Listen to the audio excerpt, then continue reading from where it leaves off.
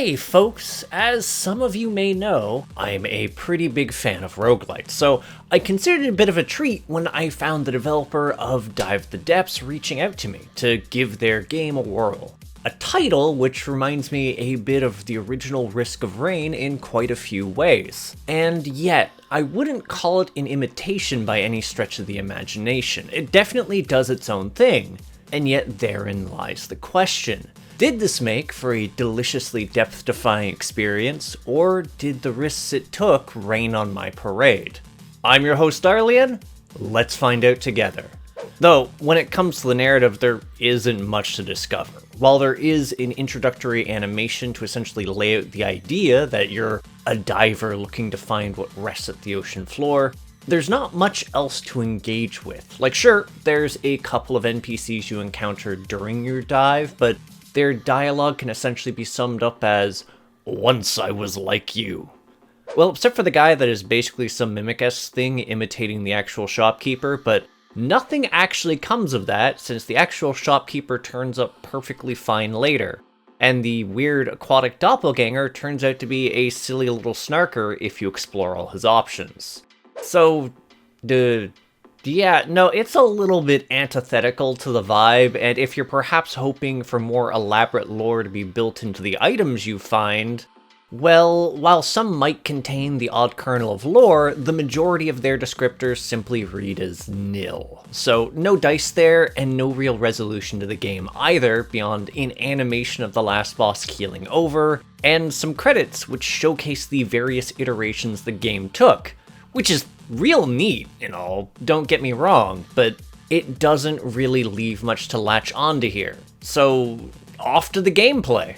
And as far as that goes, Dive's premise really isn't all that complicated. Basically, each run has you take the role of a nameless diver tasked with plumbing the depths and murking the primordial creature that lurks within, armed only with a short dodge and your weapon of choice. Which, to Dive the Depths' credit, do play out fairly differently despite being limited to a basic and secondary attack as well as a passive. Though, initially, there are only two options to choose from until you earn more through achievements. In any case, the simplicity of this setup also means there's nothing really stopping you from swimming straight down in order to throw hands with the last boss. Seriously, it's just a straight shot to the bottom. Just ignore the fact that the ocean is riddled with a lot of incredibly hostile aquatic life, with the more forgiving amongst their number being the type content to simply bite your face off, while the bulk of its rather varied ecology, and all of its bosses, instead take pages from the bullet hell genre, providing a healthy buffet of ballistics to get mulched by. And even if you did manage to juke your way to the bottom and give the last boss a love tap to initiate that final confrontation, you'd have the damage output of an anemic chihuahua. So obviously, the answer is just to suck it up and grind, right? After all, Dive the Depths provides a handful of biomes bursting with life to farm in for both experience as well as money for the various chests scattered about.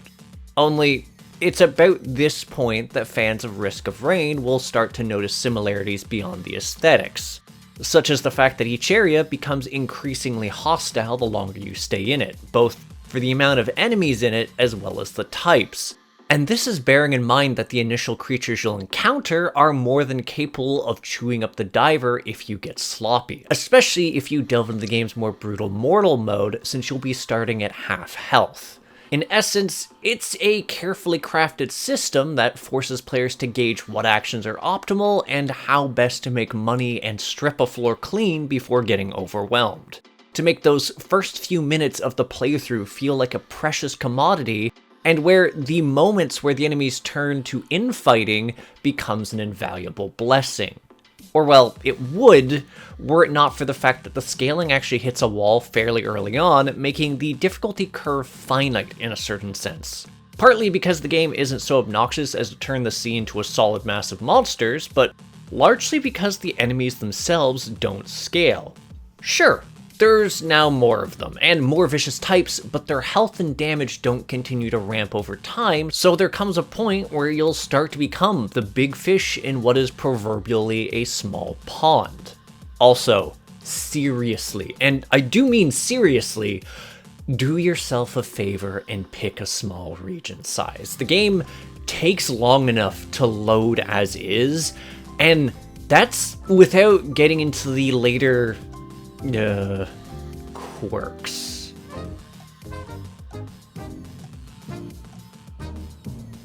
In any case, by virtue of your health and damage glutting from levels and the ever-growing array of stacking item passives, and thus the growing number of projectiles you'll start to vomit on hit and kill, you'll quickly become a nightmare for the basic enemies roaming about.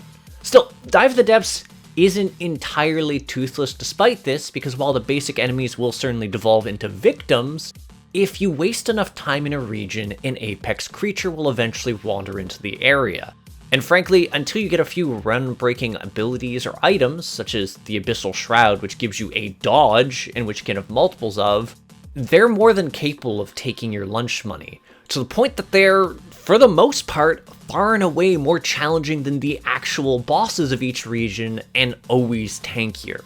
Really, the biggest saving grace in this situation is that they aren't immediately hostile by the time they poke into the area, even if they decide to roam near you, which gives you ample time to level up. That is, until such a time as you decide to swing on one, or until your randomly procced projectile flings into the aether, triggers the boss fight, and brings your run to an ignoble end long before you're ready. Yeah, brace yourself for that happening at least once or twice. That said, if you do take one down, not only do you get an explosion of money and levels, you'll also gain access to some especially gnarly boss drops and boss traits. Which, yeah, as neat as boss items are, it's really the traits that make for the coolest additions to your kit.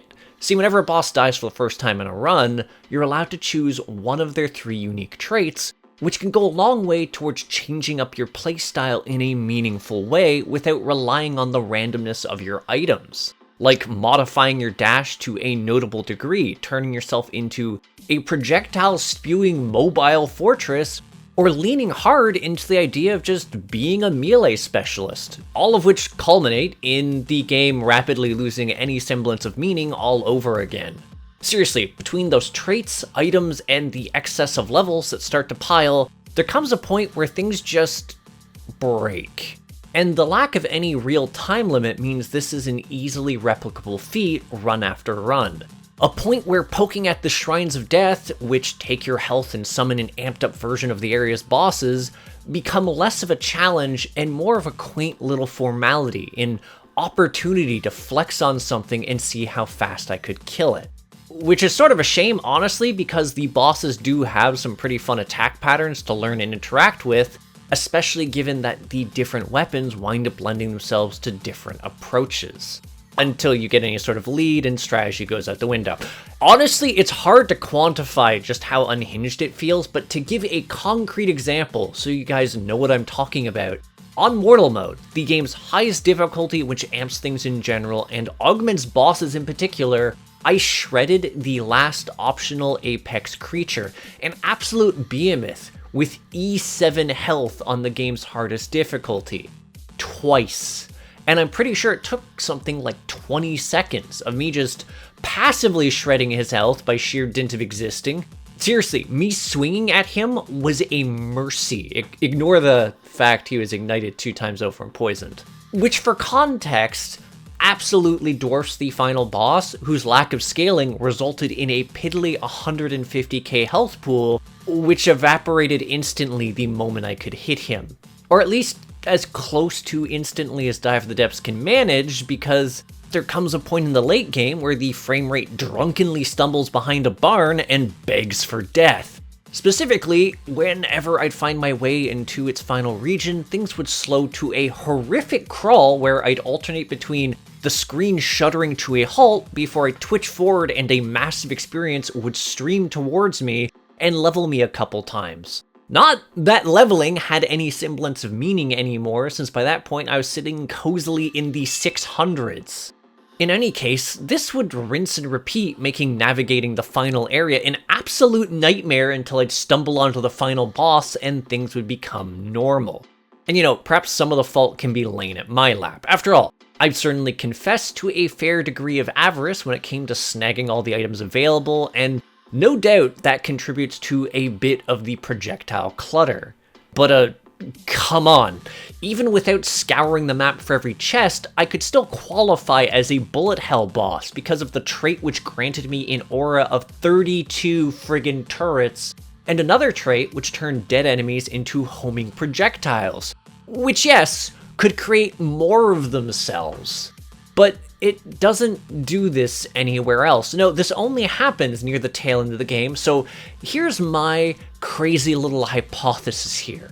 What if the final area was trying its best to rapidly summon an outright gauntlet of enemies, essentially replacing them as they died, but the assortment of traits and items I had were resulting in droves of them dying near instantly, and then the game trying to immediately spawn more only for those to die instantly, occasionally from the projectiles which were spawning from their death and then multiplying, turning this final region into a horrific meat grinder that would make the battlefront of a world war look like a spring vacation. I shudder to think what would happen if I had to calculate that sort of sprawling body count in a larger map. Although maybe it would have spread the enemies out further? Who knows? I don't. It was a big enough nuisance waiting for it to load one of those the one time I tried. Oh, and speaking of trying, while I've largely tackled the bulk of the mechanics I'd come across during a run, such as the death shrines, I failed to mention that there are other kinds you can encounter, like altars of fortune that take some of your current health and grant you money. I mean, technically the death shrine also takes current health, I've mentioned this, but joke's on this game since you can avoid both instances with the Abyssal Shroud. Truly, the most cracked item. Other than that, well, there's a shrine whose name I literally forgot because I promptly avoided it in every round after when I realized its cost was one of your items, and it will entirely eat rare drops like the aforementioned Shroud or the unique boss items, which, yeah, I'm pretty sure it gives you money, but it's really not worth the gamble. Otherwise, the only thing that comes to mind is you have the option of interacting with Shrines of Wrath, which take 50% of your max health and do... I am not sure what they do. Like, even now, I never figured it out, but it certainly didn't feel worth that kind of sacrifice, especially when measured against Dive the Depths' Phantom Pain mechanic, which lets you passively heal back percentages of max health, provided you avoid taking damage and continue eradicating the ecosystem. So, you know, it lets you cling to life during those early moments where you're a wee fragile baby and make you an absolute force to be reckoned with later on. Wait, there is one more thing during the normal runs, and that's the fact that each area has a novel challenge associated with it, like a small King of the Hill survival area in the first zone, a bullet hell evasion challenge later on, and a maze in the final one. Cute stuff on the whole, really, though navigating the maze with all that lag. Anyways, they did help to offer something different, but once you've seen them once, you've done it all. Beyond that, the only other thing I had to fiddle around with during my playthroughs was something as novel as the boss rush mode, which does have a pair of achievements associated with it, but which I didn't feel all that compelled to engage with. Doubly so after I did clear a run with all the debuffs active for one of the achievements, and it didn't unlock anyways, I just got the achievement for clearing it normally. Yeah, so honestly, let's just move on and tackle the visuals, because at least on this front, I don't really have any qualms. Well, beyond how it got impeded by the whole frame drop thing, but I've beaten that horse to death. I am over it, I swear. Anyways, on the whole, I do think it looks good, with my favorite design being Knocked Licked, because as much as that bastard of an aquatic danger noodle had ended many an early run, there's definitely something fun about just seeing it slither out of the darkness. Past that point, the enemy designs are fine at large, and I was especially grateful that there was an option to turn off the boss intros, as neat as they were to see the first couple times. But they really overstay their welcome when you're doing something like, I don't know, the boss rush and dying repeatedly. Also, points for the animated intro to the game itself. That aside, I don't have much else to comment on. I mean, the soundtrack for the game is serviceable enough on an ambient front, so Yeah, I'm just gonna kick off the final segment, and on the whole, I do think there was some pretty cool ideas here. Exploring a gradually escalating underwater environment, which has enemies organically prod at each other, is neat. Though more could have been done with it, since the enemies tend to pick fights with each other pretty aggressively even when they're outmatched.